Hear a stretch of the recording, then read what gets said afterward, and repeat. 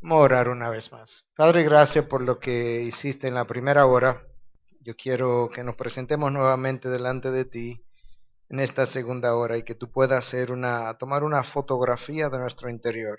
Luego que tú nos permitas ver cómo luce o cómo lució el interior del Señor Jesús cuando caminó sobre esta tierra y que tú nos ayude a cambiar de donde nosotros estamos a donde tú quieres que estemos. Te lo pedimos en Cristo Jesús. Amén, amén. Lo que vamos a hacer es eso. Nosotros vamos a ver el mundo interior del hombre.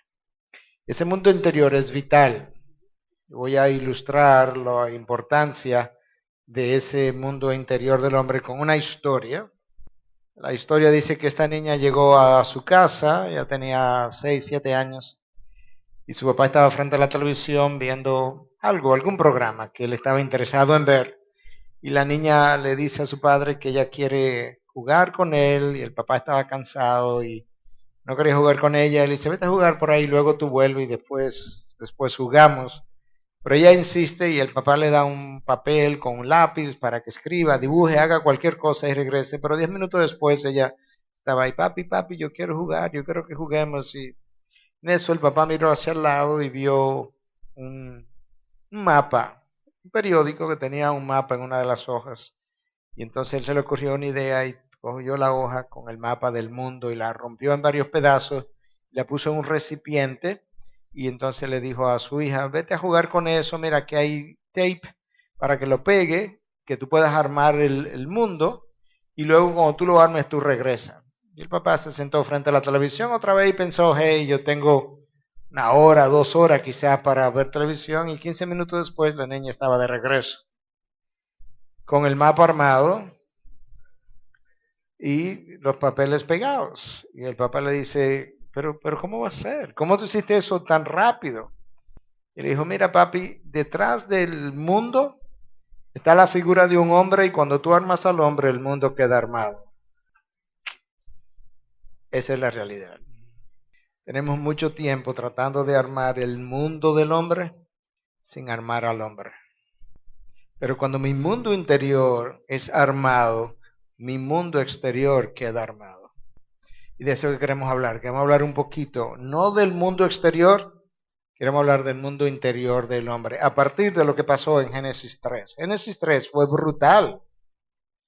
Decía alguien que cuando Adán se cayó, no fue el meñique que él se rompió el cuello y lo dejó sin respiración.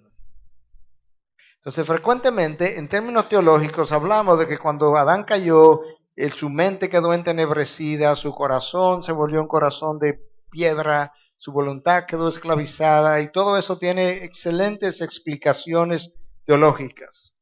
Y son buenas, y son excelentes, y son ciertas. Pero a veces fallamos en ver en el día a día cómo luce esa mente en oscuridad, ese corazón, esa voluntad esclavizada, y aún después de yo ser redimido por Cristo, cuáles son las consecuencias que me quedan. O sea, a partir de esas 4 experiencias que Adán tuvo en el jardín del Edén, se las recuerdo, vergüenza, aislamiento, miedo y justificación, yo quiero que hablemos un poco de nuestro mundo interior y donde voy a pasar más tiempo es en el aislamiento del hombre, porque ese aislamiento del hombre es letal para el matrimonio y la familia. Pero voy a comenzar con la vergüenza. Uno de los problemas que tenemos cuando experimentamos vergüenza es que no queremos exhibir la vergüenza. Entonces, para excusar la vergüenza, nosotros frecuentemente mentimos. Eso es una forma. Entonces podemos decir cualquier cosa con tal de yo cubrir eso que me hizo pasar vergüenza. Por otro lado, cuando yo siento miedo de pasar vergüenza, yo limito mis relaciones. Entonces prefiero no entablar conversación con alguien que yo presiento que puede ser superior a mí o que puede hacerme sentir como inferior o como no tan conocedor y tiendo a evitar a esas personas. Cuando yo tengo ese miedo de pasar vergüenza, yo limito mi participación a veces al hablar. Entonces podemos decir cosas como esta. No, mi llamado no es hablarle a grupos grandes. Mi llamado es más bien hablar a uno. Y puede ser. Pero muchas veces eso simplemente está ocultando un miedo que yo tengo de pasar vergüenza frente a un grupo grande. Otras veces hago que otro haga las cosas por mí. Yo lo ilustraba con el esposo que hace que su esposa llame al médico. Pero otras veces el sentido de vergüenza hace que yo me aísle, me retire. Otras veces hace que yo evite los riesgos como yo venía mencionando. Entonces eso lo podemos ver fácilmente. Lo que nosotros no vemos también es el aislamiento. Adán y Eva experimentaron vergüenza, se cubrieron. Y se cubrieron con hojas, ¿verdad?, de higuera. En el tiempo, decía, esa vergüenza o esa forma de tratar de cubrir nuestra vergüenza no funcionó porque después de nosotros vestirnos con mangas largas y con sacos y pantalones, todavía seguimos experimentando esa vergüenza. De manera que lo externo no ha podido cubrir lo que es un problema interno. Eso es una gran verdad. Pero la segunda reacción de Adán y Eva fue de aislamiento. Se cubrieron y luego se aislaron, se colocaron detrás de árboles. Tuve miedo y me escondí. Eso continúa así hasta el día de hoy. Y entonces yo quiero pasar más tiempo en el aislamiento del hombre porque es una de las cosas de la cual las esposas más se quejan. Número 1, ese aislamiento lleva al hombre a tener pocos amigos. El hombre puede tener muchos conocidos, pero si tú le preguntas a sus conocidos si él sabe del mundo interior del hombre, de ese hombre, y pudiéramos hacer ese ejercicio aquí mismo. Nosotros podemos conocernos, juntarnos y hablamos de pelota, hablamos de política, hablamos de la iglesia, hablamos del vecino, hablamos de algún accidente que salió en el periódico, hablamos del trabajo, de cómo nos está yendo, de cómo perdí el trabajo, de cómo consigo un trabajo nuevo, pero nadie sabe cómo yo estoy interiormente. Eso es un mundo prácticamente intocable y ni las esposas lo conocen. Yo tuve un amigo en Estados Unidos, siendo yo anciano allá de una iglesia, él me llevaba 2 o 3 años, y 15 días antes de yo salir, ya venía de regreso al país, él me dice un día, mira Miguel, a mí nadie me conoce, ni mi esposa me conoce. Digo, ¿cómo va a ser? Me dice, no, yo vivo con una careta, porque si yo me pongo una careta y a ti no te gusta, yo me cambio la careta y me pongo otra. Y nosotros pudiéramos tildar a ese hombre de hipócrita y en cierta medida pudiéramos decir que es así, pero si conociera mejor que la fuente de su hipocresía no es una maldad, es un temor, probablemente lo mirara diferente. Entonces él tiene pocos amigos o si tiene varios, sus relaciones son superficiales. Otras veces el aislamiento se manifiesta con una cara dura de pato macho. Porque si yo tengo una cara dura, nadie se me acerca. Nadie se me acerca. Y yo estoy transmitiendo como si fuera un gran hombre, pero en realidad no es así. La otra manera que hacemos es que cada uno de nosotros tiene un espacio dentro del cual nosotros funcionamos y que le hacemos saber al otro directo e indirectamente que es mi espacio. Entonces lo que nosotros hacemos es que nosotros construimos una verja para proteger el espacio, por así decirlo. A esa verja le ponemos una puerta, es una ilustración, pero usted me va a entender ahora la ilustración. Le ponemos una puerta y a la puerta le ponemos un manubrio por dentro, debiera tener un manubrio por dentro y por fuera, de manera que cuando yo quiero salir a interactuar con ustedes, yo muevo el manubrio, abro la puerta e interactúo con ustedes. Pero supone que la puerta va a tener un manubrio por fuera. Cuando ustedes quieran interactuar conmigo, se puede mover el manubrio, abrir la puerta y entrar a mi espacio e interactuar conmigo. Lo que ocurre con frecuencia es que nosotros, en la ilustración, construimos la verja, le ponemos la puerta y le ponemos un solo manubrio y está por dentro. Para que cuando yo me sienta seguro, yo salga y que nadie entre. Pero yo salgo cuando yo me sienta seguro. Entonces, ¿cómo se traduce eso en la vida diaria? Son las 6 de la mañana, yo me levanto con mi puerta cerrada y me cambio y me voy para mi trabajo. Le doy vuelta al manubrio, abro mi puerta, me voy al trabajo. En mi trabajo, ya sea que yo sea médico, ingeniero, abogado, pintor, plomero, no importa, lo electricista, lo que yo sea, eso es algo que yo aprendí, yo me siento seguro, yo domino, es algo que yo aprendí a dominar para sentirme seguro en algo, y ahí todo el mundo muchas veces me brinca, me salta, me aplaude, este hombre es una maravilla. Ahora son las 6:30, 7 de la noche o 6 de la tarde, ya me voy para mi casa, yo llego a mi casa, entro a mi espacio, cierro la puerta. Y la esposa dice, viene a consejería, pastor, en mi casa mi esposo no habla. O él habla, pero yo no conozco nada de él en su interior, yo no sé qué él piensa ni cómo piensa. Pero en su trabajo todo el mundo lo brinca y lo salta, dicen que él es maravilloso, pero él es otro hombre aquí. ¿Qué está pasando? Claro, en su trabajo él se siente seguro. Como él se siente seguro, él interactúa con todo el mundo. En su casa él no quiere lidiar con el mundo de las emociones, de su esposa, de sus hijos, porque él no sabe cómo hacer eso. Yo le voy a poner un ejemplo de mi propia vida en un momento dado. Mi esposa ama a los perros, cualquier perro, puede ser el perro más viralata en buen dominicano. Ella ama a los perros, aún los de la calle. Entonces teníamos un perro en Estados Unidos, un perro hermoso, muy amado, pero muy amado por ella sobre todo. Llegó el momento en que el perro se enferma, lo llevamos al veterinario y el veterinario dice que lo dejen. Al otro día, bueno, tenía tumores alrededor del corazón, que se le iba a dar quimioterapia, no, ya está de 11, 12 años, está muy viejo. Bueno, hay que ponerlo a dormir entonces. Mi esposa me dice que a mí que tome la decisión, yo tomo la decisión, se lo digo al veterinario. Y yo realmente amaba mucho al perro también, pero ella mucho más. Yo llego a la casa, 6:30 de la tarde, 7, al final del día, y ella está esperándome, ella me ve, y cuando ella me ve, comienza a llorar audiblemente. Y yo también me dolía lo que había pasado, pero ahora, hombre, al fin no voy a llorar audiblemente, ¿verdad? Porque los hombres no lloran. Pero tenía mis lágrimas en las mejillas y yo la abrazo. Ella no dice nada, ni yo tampoco. Y pasaron años hasta que volvimos a hablar de cuando el perro se murió.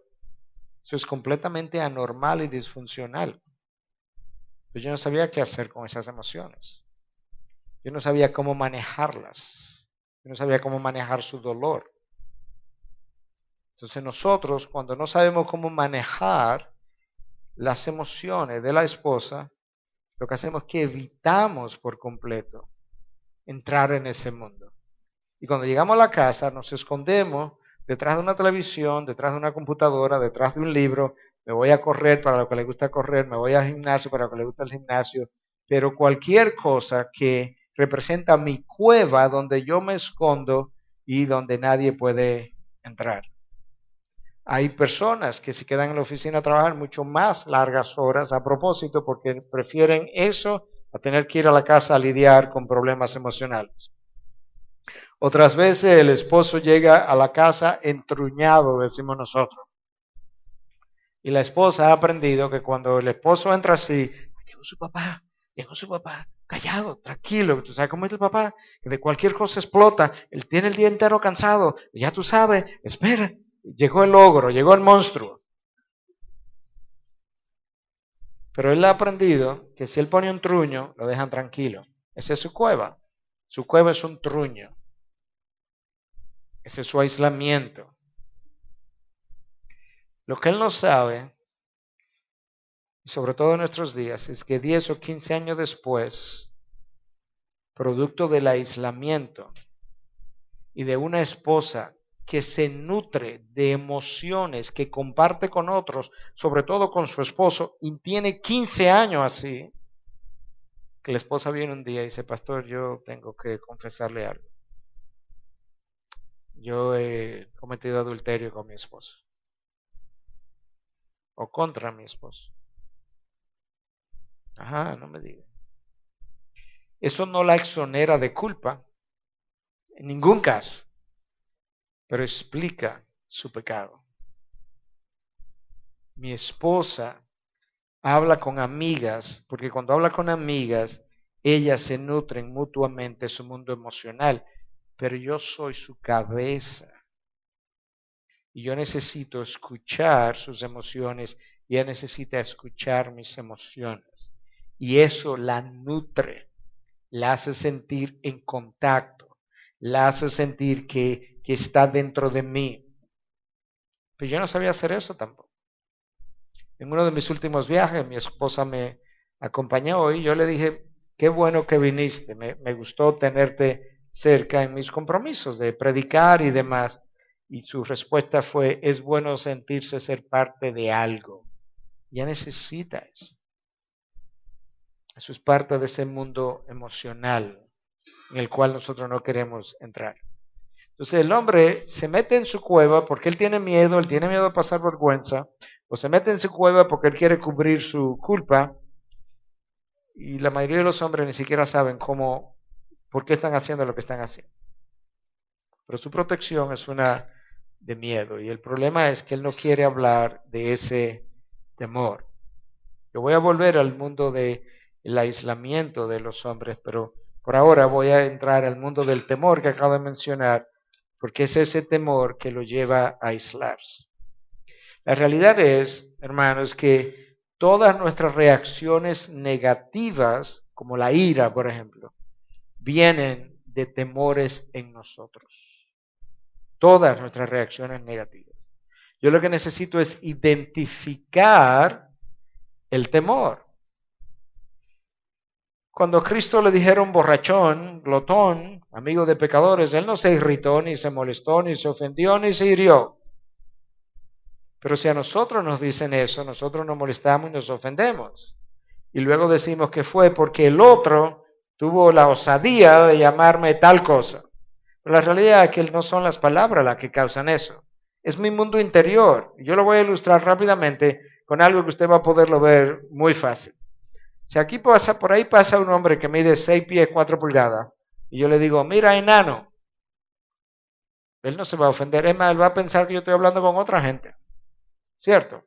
Pero si pasa un hombre de 4'10 o 4'6, yo le digo, mira tú enano, y se ofende, ¿quién va a decir que se ofendió porque yo le dije enano? No, él no se ofendió porque yo le dije enano, porque el otro yo le dije enano y no se ofendió. ¿Por qué se ofendió? Porque él tiene una condición que él no ha aceptado. Y él tiene una inseguridad de su enanería, por crear una palabra. Cuando él acepte su condición de enano y le digan enano, él no va a tener ningún problema. ¿Te das cuenta? Entonces nosotros, alguien nos dice, mira, tú eres muy orgulloso. Y nos ofendemos. Pero la realidad es que yo soy más orgulloso de lo que me acaban de decir. De hecho, el otro, cuando me dice tú eres muy orgulloso, no sabe cuán orgulloso yo soy. Si él fuera como Dios, ahí sí él supiera. Yo no sé por qué nosotros nos ofendemos tan rápidamente, porque si Dios hiciera un ejercicio con nosotros y nos dijera, ok, mira, a partir de mañana, tú vas a andar con una pancarta aquí arriba donde yo voy a enlistar tus últimos 20 pecados y pensamientos que tú has tenido. ¿Cuántos de nosotros saldríamos de la casa? O sea, cuando yo me siente aquí y yo me volteo, ahí yo comienzo a leer lujuria, ira, muchísimas cosas. Pensó mal de ti ayer, de mí, sí, de ti. Cierto, nosotros somos peores de lo que pensamos, mucho peores, pero nos creemos mejores de lo que somos. Todo el tiempo, y eso me incluye a mí, a quien habla. Esa es la realidad. Entonces nuestros temores nos aíslan. Tenemos temores a ser abandonados, al futuro, temores de expresar las emociones. Esa idea de que los hombres no lloran, ¿a quién se le ocurrió esa barbarie? Los hombres lloran y es bueno que lloren. De hecho, el verdadero hombre llora. Jesús lloró en la tumba de Lázaro. Jesús lloró por Jerusalén. Nosotros tenemos temor a que otros descubran cómo nosotros somos. Tenemos temores a perder, a que a los otros nos fallen. Yo tuve un amigo en Estados Unidos que me dijo en una ocasión que él no tenía amigos. Yo pensaba que yo era su amigo, pero me dijo que él no tenía amigos. Y yo le pregunté que por qué. Me dice, porque yo tengo miedo de que me fallen. Y para que me fallen, mejor no los tengo. Hello. Tenemos miedo de admitir nuestras inseguridades y tenemos miedo de decir que somos incapaces. Podemos estar temblando y alguien nos pregunta, vamos a predicar, vamos a enseñar y alguien me nota un poco ansioso. ¿Tú estás ansioso? No, ansioso no. No, es natural que uno esté como muy pendiente, pero no ansioso, no, nunca. Tenemos miedo de decir, si estoy ansioso, ora por mí. Si tú eres un ser humano, no hay manera de que tú no tengas momentos de ansiedad. El problema es que ese temor de que estamos hablando silencia al hombre y no comunica. Y él no se comunica con sus hijos y él no se comunica con su esposo, su esposa, pero espera que los otros entiendan. Ven acá, ¿tú le has dicho a tu esposa acerca de que esto te molesta o esto te preocupa o esto te irrita? No. ¿Y por qué no se lo ha dicho? Ella tiene que saberlo, no porque ella no es adivina. Ella lo sabe, pero ¿cómo lo va a saber? No, porque ella lo sabe. No, no lo sabe. Pudiera imaginárselo, pero no lo sabe. Y el problema es que la mayoría de nosotros somos silenciosos y no nos preocupa nuestro silencio. No es que yo soy así, cada cual tiene su temperamento, yo soy así. Desde siempre, desde pequeño yo he sido así, claro, porque desde pequeño yo he sido atemorizado. Nuestro temor nos silencia, pero ese silencio del hombre es fatal. Cuando Adán cayó. Luego nosotros tenemos otra esposa. Sara vino donde Abraham y dice, mira Abraham, Dios nos hizo una promesa, pero han pasado 12 o 13 años y nada, o sea que, mira, aquí está mi criada, tengo un hijo con ella. Imagínate que le digan eso a un hombre, pensaría, esto sí es de Dios seguro, porque hasta mi esposa me la está dando, ofreciendo, esto es de Dios. La verdad que Dios es benevolente y proveedor, mira. ¿Por qué Abraham no le dice, Sara, el Señor habló y él hizo una promesa y hasta que la promesa no se cumpla nosotros vamos a estar esperando? No, cuando Abraham cayó, él cayó, porque nosotros todavía estamos pagando las consecuencias de esos dos hijos. Y luego, Lot tuvo una idea brillante de escoger la tierra más fértil. Abraham le hace el favor a Lot de llevárselo. Abraham es el tío, él es el sobrino. Y Abraham le dice, no, tenemos que dividirnos. Bueno, y entonces, bueno, escoge tú primero. Lot debió haber dicho, no, tío Abraham, tú me trajiste aquí, escoge tú. Pero no, en su egoísmo, así, claro, ¿tú quieres que escoja primero? Mira, para allá. Y Lot comenzó a extender sus tiendas, ¿hasta dónde? A Sodoma. El capítulo 14 de Génesis dice, y Lot vivía en Sodoma. Ok, ¿por qué yo estoy hablando de eso? Porque Lot cayó, y cayó, exactamente. Cuando cayó y termina Sodoma de ser quemada, sus dos hijas que crecieron en Sodoma, ¿qué hicieron? Emborracharon a su papá, tuvieron relaciones con su papá, y el hijo de una se llamó como Moab, y de ahí vinieron los moabitas, y el otro, los amonitas, y ellos hicieron la vida imposible para el pueblo de Israel. El silencio del hombre es letal para lo que es el futuro de ese hombre y de su familia. Entonces su silencio le crea problemas a su esposa. La esposa llora, ahí está tú llorando otra vez. Y tú vas a llorar por eso. Son las reacciones, ¿sí o no? Pero por eso no hay que llorar. En vez de como líder decir, ¿qué pasó? ¿Te dolió tanto eso? Wow, yo no sabía. Cuéntame, dime, ¿qué tú sientes? ¿Qué te duele? ¿Qué te preocupa? Pero como nosotros no sabemos lidiar con las emociones, nosotros aplastamos las emociones. Y créeme, hubo un momento en mi vida que yo hice eso también. Pero un día tú puedes comenzar. Y cuando eso tú se lo haces a tu esposa se irrita, pero calla muchas veces. Entonces, la otra cosa que nosotros hacemos en nuestro silencio mortal es que nosotros no aceptamos nuestras fallas. Nuestras fallas requiere hablar. no aceptamos nuestras fallas. Y cuando la esposa nos señala una falta, usualmente lo que nosotros hacemos es que le señalamos 10 faltas a ellas. Y eso lo que va haciendo es que va ahondando, profundizando la fractura del núcleo familiar, lamentablemente. Ok. Cuando el hombre calla, él finge en su exterior que todo está bien.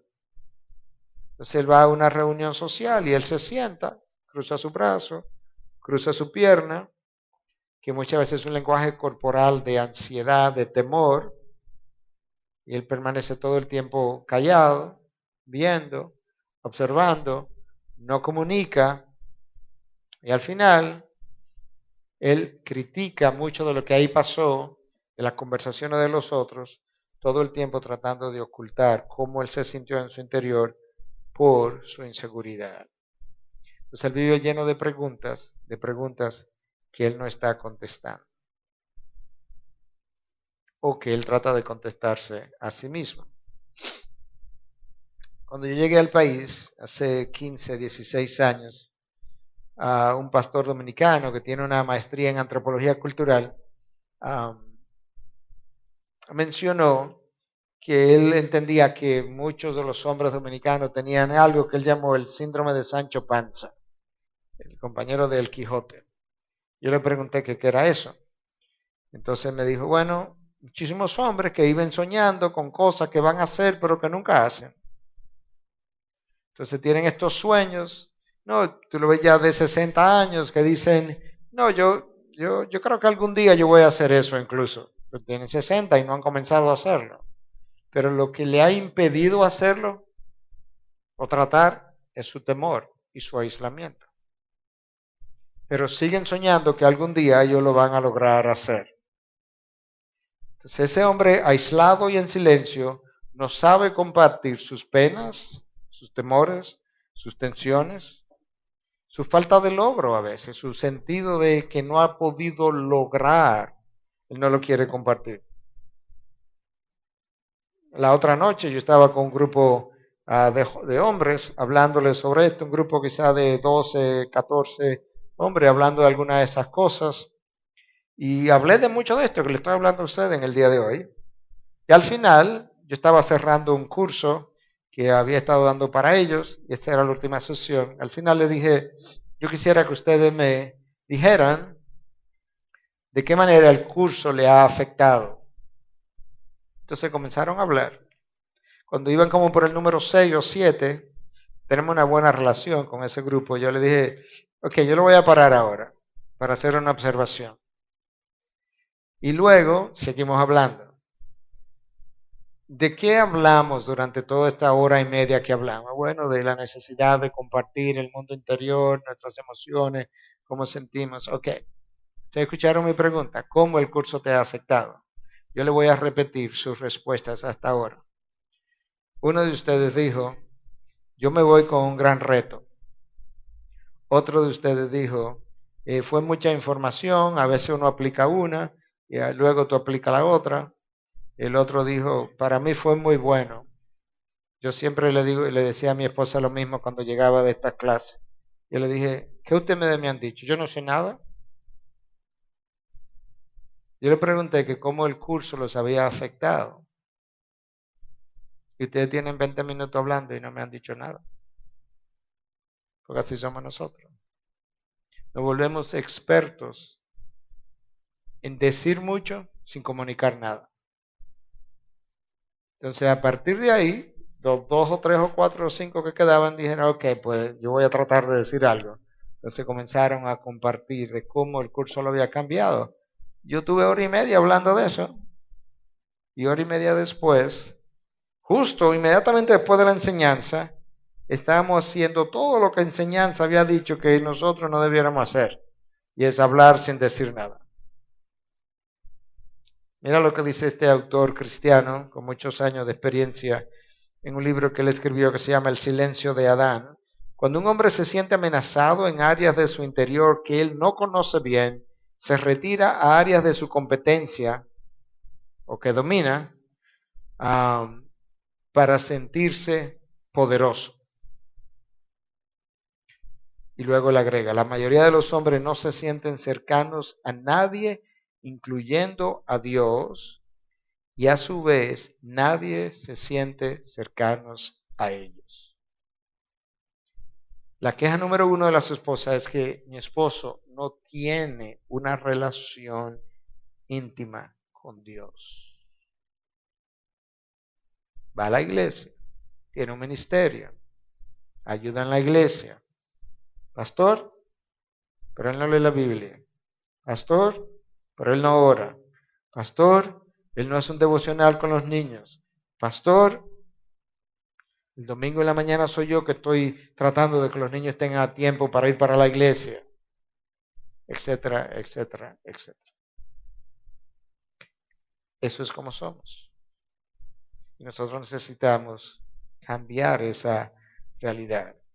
La mayoría de los hombres viven dentro del límite de su competencia. Ellos viven aquellas áreas y en aquellas áreas donde ellos se sienten cómodos. Por eso pueden hablar de su trabajo. Si tú juntas un grupo de 10 hombres, usualmente a los 10 minutos todo el mundo se ha intercambiado tarjeta de presentación. Y si no se lo ha intercambiado, se ha dicho ya a los 10 minutos, por decirlo así, ya sabemos quién es ingeniero, quién es electricista, quién es pintor, quién hace cada cosa. Si tú juntas 10 mujeres, a los 10 minutos sabemos quién es la mamá de quién es la hermana de quién es la tía de quién es la madrina de quién. Porque lo que a nosotros nos da identificación es el trabajo. Eso es donde yo me siento competente. Pero las mujeres se sienten identificadas en sus relaciones. Y la primera relación con la que ellas, las cristianas, se aprenden a identificar es con Dios. El hombre llega al reino de los cielos y su identificación no está dado por una relación con Dios, sino por lo que él hace para Dios. Entonces él es un hacedor, él hace. Él ha aprendido a hacer con H, pero no ha aprendido a ser. Si queremos hacer mucho en la iglesia, pero no hemos aprendido a ser. Porque eso se adquiere en una relación íntima con Dios. Por eso somos tan solitarios. Por eso incluso cuando nos sentimos heridos, no hablamos con nadie. No le contamos a nadie que nos sentimos heridos. Llevamos a un niño a jugar pelota o algún juego, pero no hablamos con ellos. Mi padre murió cuando yo tenía 11 años y medio. Y yo le digo de verdad que cuando él murió, él había impreso, implantado, sembrado todo lo que yo necesitaba. Yo no era un hombre adulto, claro que no. Pero en términos de lo que yo necesitaba, ya lo había sembrado absolutamente todo. Mi papá no me compraba un libro y me traía y me decía, te compré un libro. Mi papá salía a comprar un libro conmigo. Y entramos a la librería y él revisaba varios títulos. Me explicaba acerca de este y acerca de este. Me explicaba por qué este era mejor que este, en su opinión, y luego me lo entregaba y me lo daba. Tenemos que hablar con nuestros hijos. Cuando usted lleva a un hijo a jugar pelota y a él le va mal, el hijo necesita escuchar, yo era malo en pelota también, o yo era muy bueno, pero a veces tenía días muy malos. Y yo me acuerdo cómo yo me sentí cuando yo fracasé, cuando me fue mal. Yo me acuerdo cuando yo me ponché 4 veces. Yo me acuerdo. Él necesita escuchar eso. Porque el niño piensa que él es el único que le ha pasado eso, que ha fracasado. Y mientras mayor el temor, mayor es o menor es el amor que yo puedo experimentar. Yo estaba hablando con un esposo no hace mucho que me decía que él se sentía en una jaula. Bueno, yo no digo que la esposa no haya contribuido a eso, pero en gran manera él tenía también muchos temores y él estaba dentro de una jaula para protegerse de sus temores. Entonces, hablando con su esposa, él no se sentía amado y a mí me consta que esa esposa lo ama mucho. Y le decía, pero nadie se puede sentir amado en una jaula. Porque entre tu amor y él hay una jaula. Yo no puedo abrazar a un hombre que está dentro de una jaula. Yo abrazo a la jaula. Así era su grado de aislamiento. Ese temor de que hemos venido hablando y que comenzó en el Edén, perpetúa la distancia a la que yo vivo de los demás e incluye a los míos, a mi esposa, a mis hijos. Entonces nosotros tenemos muchas veces culpas del pasado, pero tememos del futuro. Entonces el presente que yo vivo es como un infierno, culpable del pasado y atemorizado del futuro. Y así nadie puede vivir. ¿Cómo vivo? En silencio. En silencio de una culpa que yo no me atrevo a compartir de lo que me pasó o me hicieron o no me hicieron, y miedo al futuro y a tomarme riesgo, pero tampoco me atrevo a decirlo porque yo soy un hombre, entonces yo vivo en silencio. Pero su silencio es mortal. Yo necesito niveles de intimidad. Literalmente, nosotros necesitamos intimidad emocional. De hecho, estudios han demostrado que muchos de los hombres adictos a pornografía lo que buscan en la pornografía es intimidad, porque su temor lo ha aislado de la intimidad emocional y sexual que él puede tener con su esposa y anda buscando algo que él no encuentra en su esposa, pero no es tanto porque su esposa no se lo quiere dar, sino porque él tiene temor a encontrarlo ahí, porque es más vulnerable. Cuando él tiene una pantalla, él no tiene que temer a esa pantalla, esa persona no lo está viendo, él está viendo a la persona, pero esa persona no lo está viendo a él. Hay una distancia enorme entre esa persona y el que está viendo la pornografía, pero él experimenta ciertos niveles de intimidad que él pudiera evitar si hubiese aprendido a tener otros niveles de intimidad con su esposa. Hay un nivel de intimidad que es social. Yo llego aquí, nos saludamos, nos damos la mano, mucho gusto, buenas noches, etcétera, etcétera. Hay un nivel de intimidad que es recreativa, quizás no vamos a jugar basquetbol juntos. Y eso es un poco más allá que darnos las manos simplemente. Hay otro nivel de intimidad que es un poco más intelectual, como ahora que estamos hablando y compartiendo y reflexionando juntos. Pero hay una cierta intimidad en eso que estamos teniendo, porque yo le estoy hablando de cosas que usted está experimentando, está reconociendo, pero lo está pensando primero. Luego hay una cierta intimidad física que puede ir desde un abrazo que tú le das a un buen amigo, pero yo estoy seguro que si tú vas y conoces al presidente Danilo Medina o cualquiera que esté de presidente, tú no lo vas a conocer por primera vez dándole un abrazo. Tú vas a ser respetuoso y le vas a dar la mano.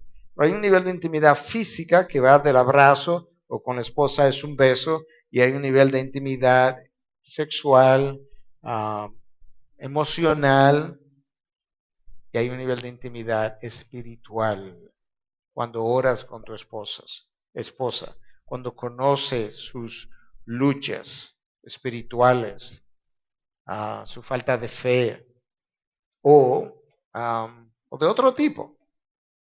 Entonces, cuando nosotros no tenemos esos niveles de intimidad que hemos hablado y queremos entrar a la intimidad sexual para hablar un poquito del sexo de los hombres ahora, en su temor y en su aislamiento, eso no funciona. La mayoría, muchas de las esposas no están satisfechas con sus niveles de intimidad sexual. Eso no quiere decir que ella no está llenando su rol como esposa, pero ella no está satisfecha o no está plena.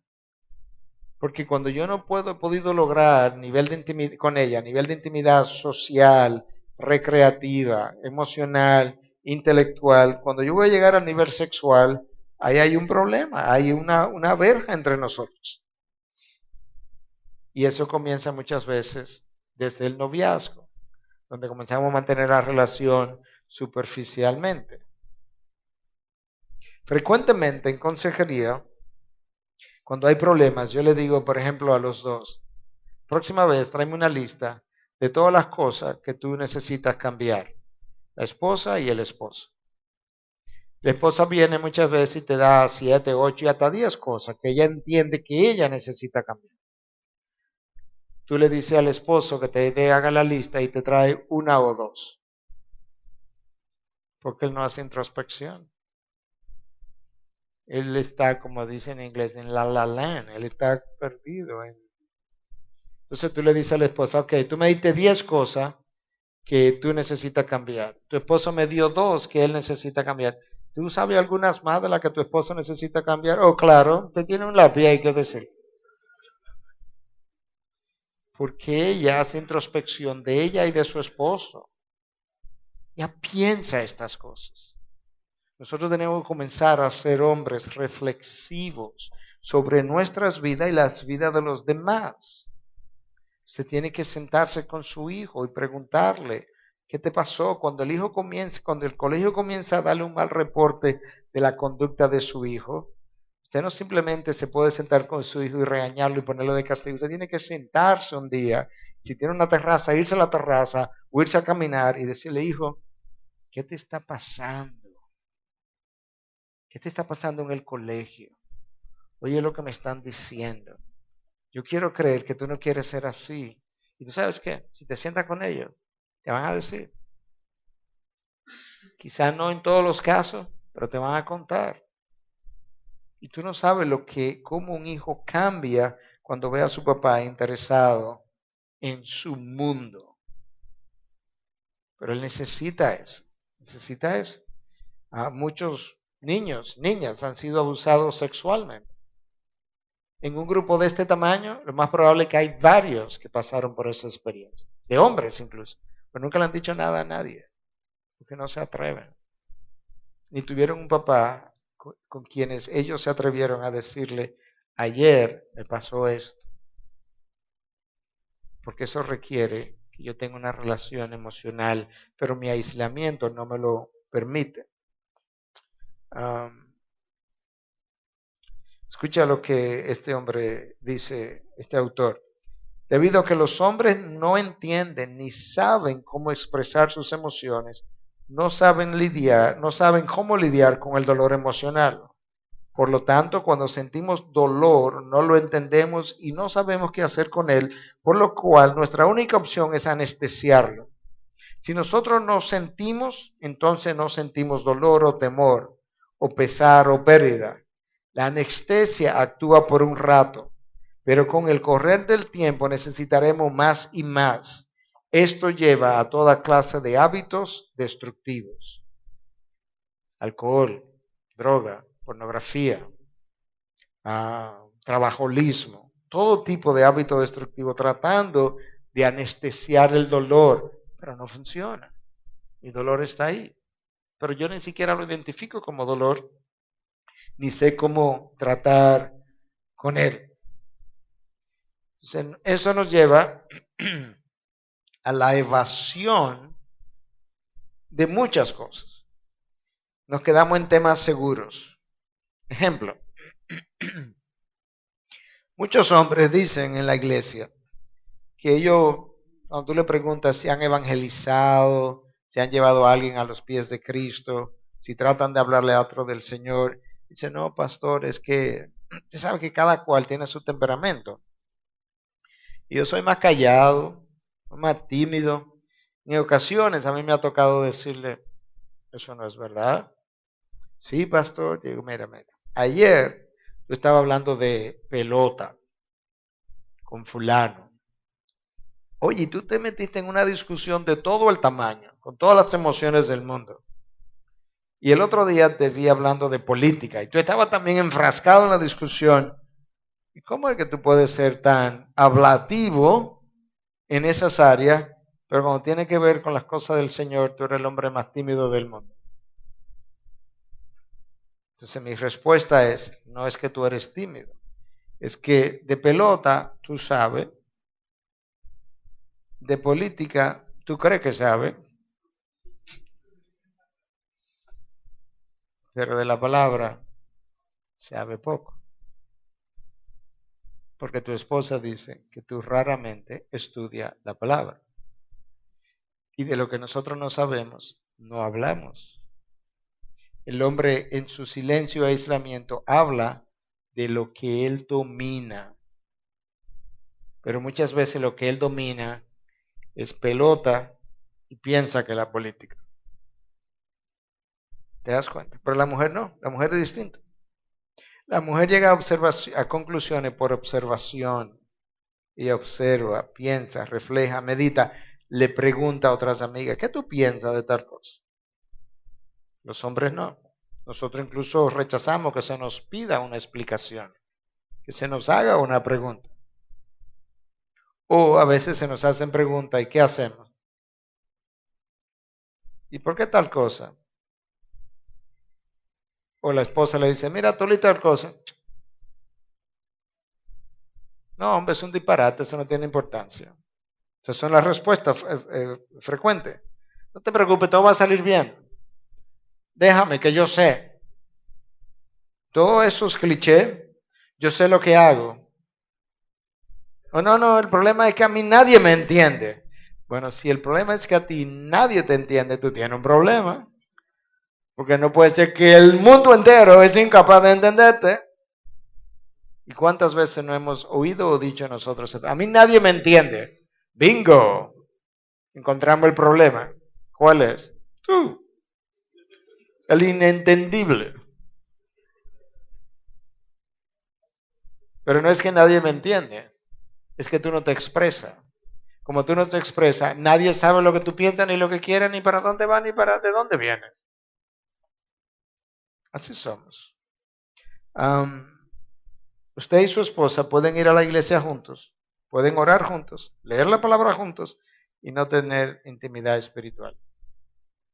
Porque se quedan en conceptos. Vamos a orar por tu tía que le van a hacer una cirugía mañana. Vamos a orar por... Mira, ahora que en mi trabajo, fulano me dijo que a él le iban a operar de tal cosa. Ora por fulano que va a solicitar un trabajo mañana. Él nunca le ha dicho a su esposa, por ejemplo, me voy a usar yo como pastor. Sabes que voy para San Pedro, un ejemplo, y estoy un poquito ansioso porque yo no conozco a esos hombres, no sé cómo van a recibir este material. Este material es un poquito duro sobre los hombres y yo no sé cómo me van a recibir. Estoy un poco ansioso. ¿Tú puedes orar por mí? Tú no sabes cómo alimenta eso, el mundo interior de una esposa, pero no lo decimos porque nosotros nunca estamos nerviosos, decimos nosotros. Nunca lo admitimos. Intimidad espiritual implica un deseo mutuo de estar juntos, más cerca de Dios y de someterse ambos a su voluntad. Es un compromiso mutuo de vivir conforme a su estándar. Hemos hablado de vergüenza, hemos hablado de temor, hemos hablado de aislamiento, tres cosas que pasaron al del Edén y nos queda justificación, mecanismo de defensa. Fue la mujer que tú me diste. No admitimos nuestros errores. Para admitir tus errores tú necesitas humildad. Para tener humildad yo necesito deshacerme de mis temores. Es tan sencillo como eso. El orgullo, ya yo lo mencioné, es el vestido con el que yo cubro mis temores. Pero una vez yo pierdo los temores, nosotros le llamamos para fines de ilustración botones. Nosotros vivimos llenos de botones y algunos de los botones son botones.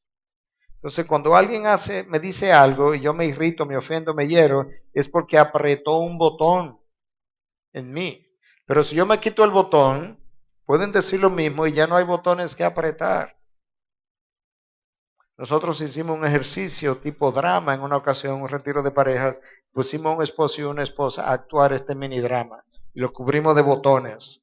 Entonces a los botones le poníamos nombre, que se pudieran leer. Uno decía orgullo, el otro decía vergüenza y así sucesivamente. Entonces lo pusimos en un drama a hablarse, a decirse cosas. Entonces la esposa decía una palabra y el esposo, por ejemplo, hacía así, decía ¡ah! Se apretaba el botón del orgullo. Si él no tuviera eso, esas palabras hubiesen caído en el vacío. Pero hasta que yo no admita que el problema lo tengo yo, no el otro, en el caso de un amigo, lo tengo yo, no mi esposa, yo no voy a cambiar, porque yo siempre voy a encontrar la causa por la que yo reaccioné así, que no está en mí, sino en el otro.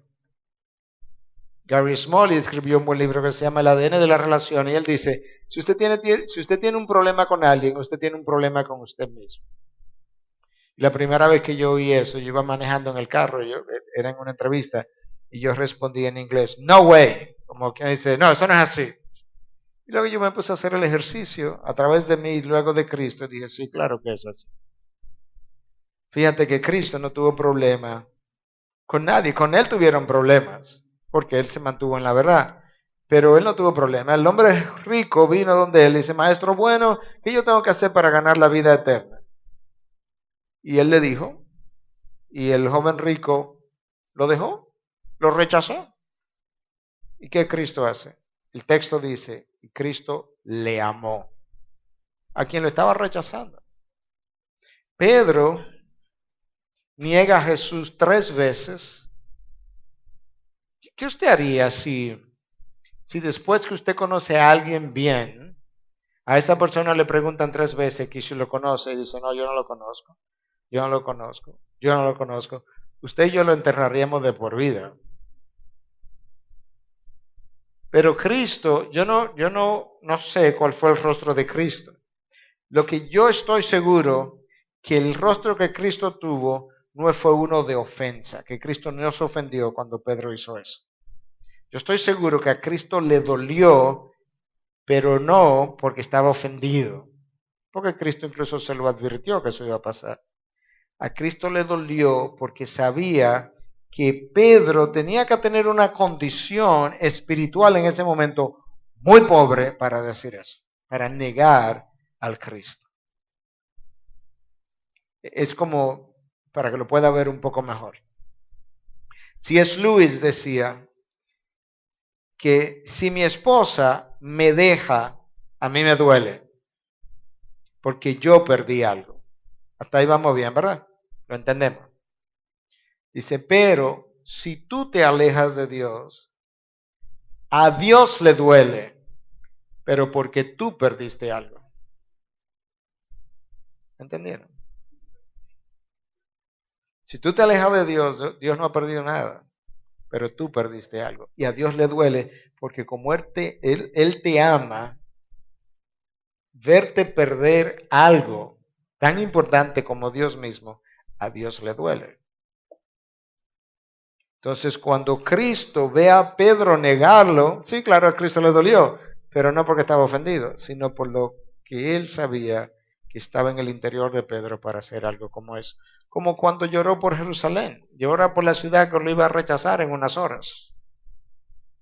No estaba llorando porque la ciudad lo iba a hacer sentir rechazado, sino por la condición espiritual de ellos. Entonces, hablando de esta racionalización y justificación que nos lleva continuamente a encontrar excusas, eso es lo que hace frecuentemente que nosotros discutamos para ganar. Y a veces el argumento, media hora después que estamos teniendo, no tiene nada que ver con el argumento con el que iniciamos. Porque lo que nosotros hacemos es que comenzamos a discutir de algo que si era rojo y azul. Cuando yo veo que estoy perdiendo el argumento, yo cambio la conversación, me voy a otra cosa donde yo pueda ganar. Pero si veo que ese también lo estoy perdiendo, vuelvo y lo cambio. Y como media hora después, uno de los dos dice, ¿pero qué tiene eso que ver con lo que...? No, nada. Pero fuimos cambiando el argumento hasta ver si podíamos ganar. Porque en mi temor y en mi deseo de justificarme, yo discuto hasta que yo gane. Y lamentablemente eso empeora la situación y vivimos a la defensiva. El otro día yo estaba hablando con alguien, decía, fulano, perdóname, pero te noto demasiado defensivo. Cada cosa es una defensa. Y un email largo explicando, y una conversación larga explicando. No hay necesidad de eso. La única razón por la que somos tan defensivos son nuestras justificaciones, racionalizaciones como fruto de los temores, inseguridades que no nos atrevemos a admitir. Ok, ya yo hablé de esto, de manera que vamos a continuar. Ese hombre entonces, en su justificación, en su temor, en su aislamiento, él adquiere una de estas 3 características. O se vuelve controlador, o se vuelve un hombre destructivo y peligroso, o se vuelve un hombre egoísta. Cuando tú tienes a una persona controladora, hombre o mujer, porque estamos hablando de hombres ahora, eso es un hombre altamente inseguro. La única razón para yo ser un controlador es mi inseguridad. Yo quiero controlar todas las variables. Yo quiero controlar todas las posibilidades. Yo quiero controlar todas las potencialidades. Si pasa esto, si pasa aquello. El controlador es una reacción a mi inseguridad. El controlador controla conversaciones. Estamos hablando y él domina la conversación, no deja hablar a nadie. Él manipula a la familia, él manipula amigos, tratando de controlar. Él evita situaciones en las que él no se sienta segura. Él no confía en nadie y la mayoría de los hombres no confían en nadie. No es un buen escuchador, porque cuando él comienza a escuchar y él no quiere que la conversación vaya en una dirección, él la interrumpe para controlar la conversación. El controlador raramente hace preguntas, él ofrece opiniones, porque lo que él quiere es controlar las cosas que se vayan en su dirección. Cuando tú haces preguntas, tú tienes la potencialidad de irte en una dirección contraria. Si él está en un carro y el conductor de adelante va muy lento, él se irrita.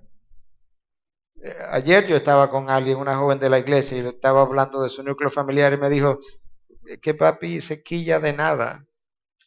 Hasta manejando, si el conductor de adelante va un poquito más lento, le toca mucha bocina para que se quite en medio. Eso es como nosotros controlamos.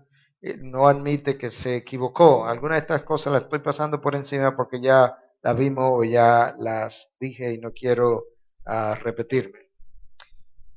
Cuando él no es controlador, él es destructivo verbalmente, físicamente, abusivo, destructivo en palabras. Las palabras hieren profundamente y dejan marcas y dejan huellas. Yo recuerdo a mi esposa decirme cosas 3 años después que yo no sé cómo ella tiene la capacidad de recordar tanto, pero es una realidad, de cosas que dijimos hace 3 años. Yo me acuerdo el día que tú dijiste, wow. Por eso decía alguien que mi esposa, cuando comenzamos a revisar cosas, se vuelve histórica y alguien le dijo, no, será histérica. Y dijo, no, histórica. Pero nosotros muchas veces somos destructivos en sarcasmo, en hacer quedar, lucir en ridículo al otro, o haciéndola sentir culpable, o no haciéndola sentir apreciada. Todo eso es destructivo del carácter del otro. O nos volvemos, nos irritamos con frecuencia. Déjame pasar por alto la que ya no hemos mencionado. O si no, nosotros nos volvemos sumamente egoístas. Déjame recordarte, la persona más poderosa del mundo, Jesús, ni fue destructivo, ni fue controlador, hasta el punto que cuando la gente comenzó a abandonarlo, él se volvió a los discípulos y dijo, ustedes se quieren ir, se pueden ir. Aquí nadie está obligado, aquí nadie está forzado, se pueden ir todos. Es un hombre seguro de sí mismo. Él no necesita que se queden con él para sentirse que él es un buen predicador o un buen pastor. Él está seguro de sí mismo. Escucha esta cita. Muchos de nosotros tememos que si le entregamos completamente a Cristo las riendas de nuestras vidas, Él nos quitará nuestra hombría. Víctimas de una imagen desmasculinizada de Cristo, hemos olvidado que su perfecta mezcla de divinidad y humanidad fue expresada a través de su existencia como hombre. Él fue la perfecta expresión de la hombría. Al tiempo que esto significaba que él poseía un lado especialmente compasivo, también mostraba fuerza y poder. Fuerza y poder suficientes para atraer a hombres fuertes y convertirlos en seguidores suyos. Tan suficiente como para que ellos dejasen incluso su ocupación y ambiciones personales y lo siguieran. Jesucristo de ninguna manera disminuye nuestra hombría. Él emerge a través de las distintas cualidades de nuestra masculinidad para crear una más completa y rica expresión de lo que un hombre puede ser. Él redefine nuestra hombría reemplazando las motivaciones de nuestro mundo con nuevas normas para el éxito. Dirige nuestra hombría a lo largo del sendero de nuestro fundamental significado. Todos nuestros instintos de protección, provisión, conquista y acumulación y los apunta en direcciones productivas. Eso es lo que Cristo hace cuando viene a una vida. Para terminar entonces, cuando el hombre no es destructivo, cuando no es controlador, él es egoísta. Pero el egoísmo es solamente una expresión de mi inseguridad, una ilustración. Tú estás en una embarcación La embarcación tiene 100 personas, pero hay 25 salvavidas y se está hundiendo. Usted ve a las 100 personas tratando de hacerse de un salvavidas y se le importa la suerte del otro. De hecho, cuando el Titanic se hundió, posteriormente se pudo comprobar que los botes donde la gente se montó, los sobrevivientes, tenían capacidad para el resto que se ahogó.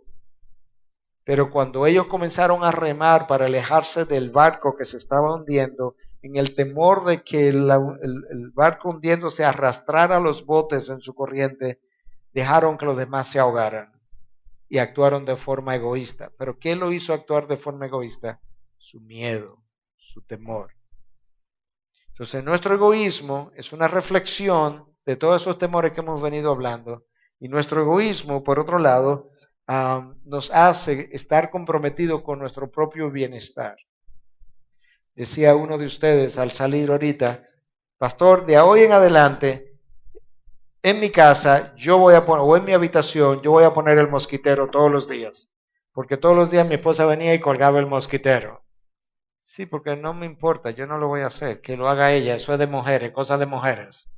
Yo estoy comprometido con mi comodidad y bienestar. Yo recuerdo en una consejería que yo estuve dando por meses a una pareja, vino de otra iglesia, su pastor me lo refirió, y al final de un día de hora y media de una consejería sumamente pesada, el esposo me dice, pastor, yo tengo una pregunta. Ajá, dime. ¿Cómo yo puedo convencer a mi esposa que cuando yo me voy a acostar, que la sábana no tenga ningún pliegue, porque a mí me gusta que esté completamente planchada? Ella se acostó ya. Yo le dije, fulano, espérate, yo no creo que yo oí bien. O sea, tú quieres que tu esposa se acueste y después que se acueste, planche la sábana y no se mueva para que cuando tú llegues, la sábana no tenga ni un pliegue. Eso es lo que tú me estás diciendo. Más o menos. Yo nunca había de una cosa más egoísta que eso. Pero eso fue un hombre. En su casa muchas veces él no da un golpe.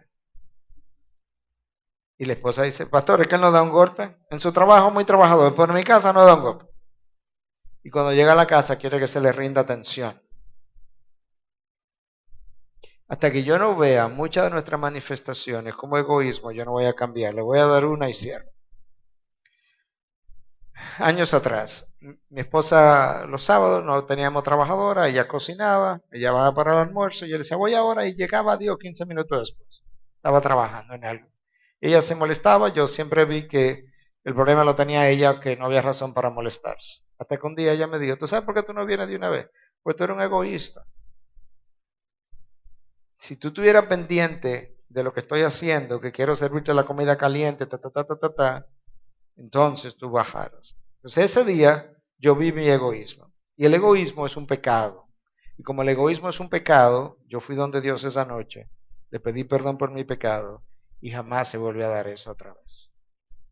Hasta que yo no le ponga nombre y apellido a estas cosas que yo estoy llamando temperamento. Yo soy así, yo soy de temperamento fuerte, es que no tengo paciencia. Todo eso tiene un nombre pecaminoso.